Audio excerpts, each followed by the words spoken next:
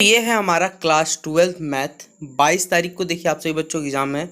तो मैं आप सभी बच्चों को कुछ इंपॉर्टेंट एमसीक्यू टिक करवा देता हूँ जो आपके एग्ज़ाम में आएंगे ही आएंगे, ठीक है। और साथ ही साथ आपको शाम तक एक वीडियो मिल जाएगा जिसमें पूरा टर्म 2 का देखिए जितना भी इंपॉर्टेंट क्वेश्चन जो आपको करके जाना एग्जाम में वो सारे के सारे मैं आपको बता दूंगा। तो फिलहाल आज की इस वीडियो में पूरा टर्म 1 का जितना भी इंपॉर्टेंट क्वेश्चन वो आप लोग टिक कर लीजिए। और वीडियो अगर आपको पसंद आए तो वीडियो को आपको अपने दोस्तों को लाइक और शेयर कर देना, ठीक है। तो चलिए बिना वक्त बर्बाद के वीडियो को शुरू करते हैं। देखिए पहला सवाल बच्चों हमारा सेट थ्योरी से, और देखिए इससे इस चैप्टर से सवाल आएगा ही आएगा। रिफ्लेक्सिव, सिमेट्रिक, ट्रांजिटिव ये सब तो पूछा ही जाएगा, ठीक है।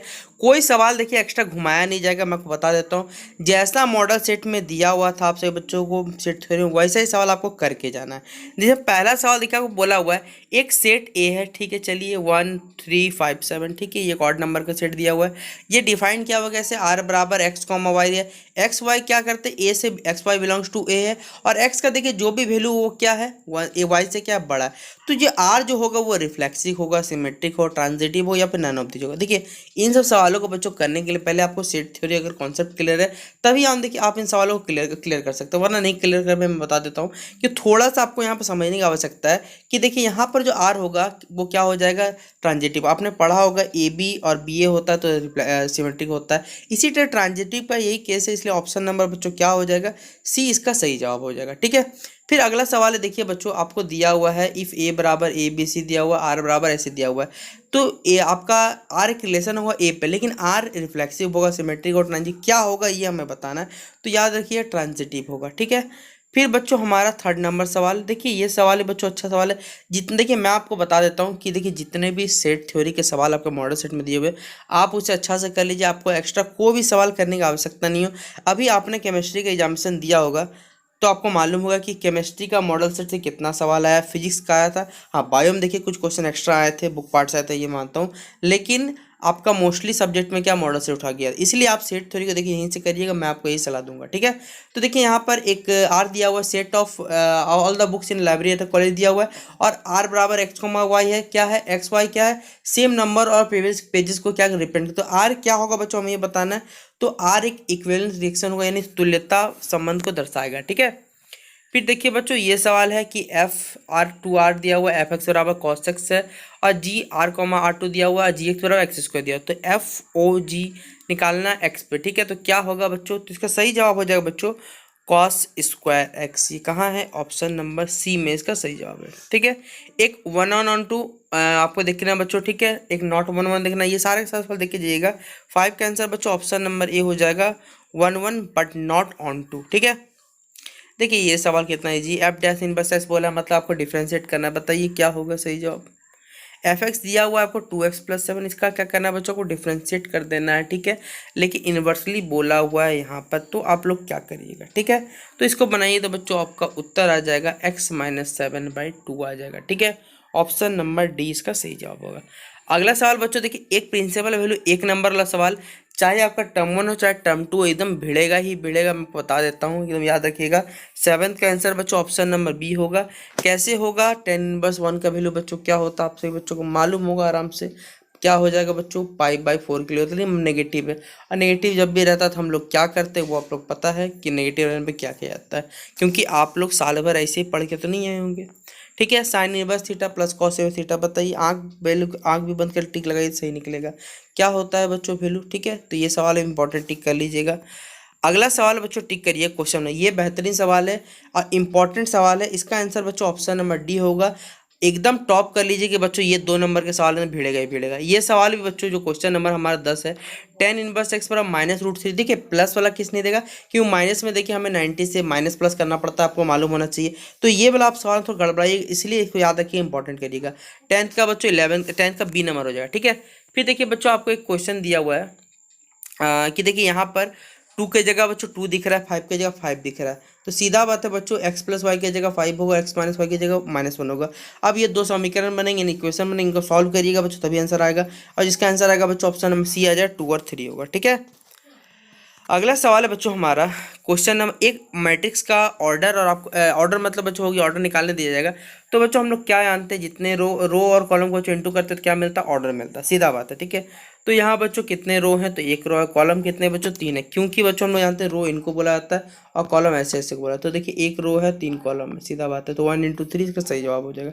अगला बच्चों A01 दिया और A इनवर्स निकालने बोला, तो ये नहीं कि आप लोग 0 का स्क्वायर 1 का स्क्वायर कर दीजिएगा। मैट्रिक्स चैप्टर अगर पढ़े हुए हैं तभी बनाइएगा, याद रखिएगा, उल्टा पुल्टा कारनामा नहीं करना चाहिए एक्स्ट्रा अपने दिमाग से। 13 का बी टिक कर लीजिएगा।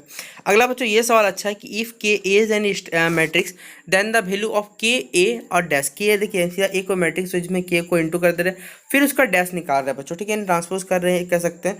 तो बच्चों क्या होगा सही जवाब, इसका हो जाएगा के ए डैश सही जवाब होगा, ठीक है। अगला बच्चों 15 नंबर सवाल, ये भी बेहतरीन सवाल है कि for N E square matrix A plus A dash क्या होता है बच्चों, तो याद रखिएगा ये भी एक नंबर ही सवाल में आ गया, तो सिमेट्रिक मैट्रिक्स कहलाता है वो, ठीक है। ये 16 नंबर एकदम बहुत हार्ड सवाल है, आप लोग खुद बनाइएगा, ठीक है, एकदम मैं टेक्निकल हूँ। 16 का आंसर चाहे तो लिख लीजिएगा, 4A आ जाएगा, ठीक है, 4 का हम लोग इंटू करेंगे। 17 बच्चों एक और हार्ड सवाल आपको एकदम नहीं करना है, इसका आंसर ±√3 हो जाएगा, ठीक है। अगला सवाल बच्चों क्वेश्चन नंबर टिक करिएगा आप लोग 19 नंबर।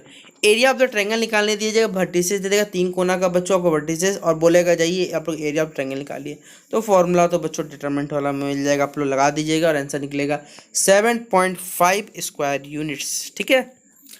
अगला बच्चों फिर देखिए ये वाला है सवाल है, इसमें आपको कोफैक्टर निकालना है। बताइए कोफैक्टर कैसे निकाला जाता है, बच्चा बुतुल्ला सवाल सब दिया हुआ है, बस घबराइएगा मत, याद रखिए, इस बात को ध्यान में रखिएगा, ठीक है। तो इसका ऑप्शन नंबर बच्चों 20 का डी सवाल सही जवाब हो जाएगा, ठीक है। फिर देखिए बच्चों लिमिट और कंटिन्यूटी का सवाल तो एकदम आएगा ही आएगा, आप कितना बोल लीजिए। इसका आंसर जो निकलेगा बच्चों, limit x tends to a f(x) बराबर f(a), और ऑप्शन नंबर कहाँ है बच्चों, सी में इसका सही जवाब है। अगला बच्चों सवाल टिक करिए ये वाला कि f(x) बराबर ग्रेटेस्ट इंटीजर फंक्शन बोलेगा, और ये सवाल बच्चों पेपर के दृष्टिकोण से अति महत्वपूर्ण, टिक कर लीजिएगा, ऑप्शन नंबर डी इसका सही जवाब होगा, ठीक है। अगला है बच्चों y ऑफ बराबर कॉस ऑफ साइन x दिया हुआ, डिफरेंशिएट करने बोला, सीधा बात है, तो कॉस का बच्चों साइन होता है, ठीक है, कॉस का साइन आप लोग टिक कर लीजिए आराम से। लेकिन अंदर में बच्चों फिर से दिया हुआ है, तो हम लोग क्या करेंगे, कॉस का तो बच्चों क्या माइनस साइन हो जाएगा, साइन का कॉस एक्स हो जाएगा, साइन एक्स का कॉस एक्स हो जाएगा, और ये बच्चों कहाँ है हमारा ऑप्शन नंबर सी में, ठीक है। तो हो गया हमारा बच्चा इसमें, ठीक है। 24 का बच्चा आप लोग टिक कर लीजिएगा ऑप्शन नंबर, ठीक है। अगला सवाल बच्चों आप लोग टिक करिएगा क्वेश्चन नंबर ये वाला 26। इसमें कि क्या पुट करना रहता है, थोड़ा उसी में आप लोग कन्फ्यूज हो जाइएगा, तो याद रखिएगा जब साइन दिया रहेगा तो बच्चों क्या पुट करेंगे, कॉस पुट करेंगे, ताकि हमारा आंसर क्या आ जाए, साइन में आ जाए, ठीक है।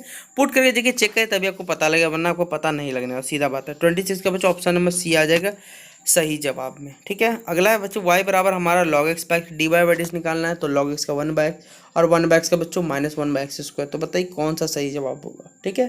तो आप लोग बनाइएगा, तो बच्चों इसका सही जवाब जो निकलेगा वो option number C 1 - log x/x²।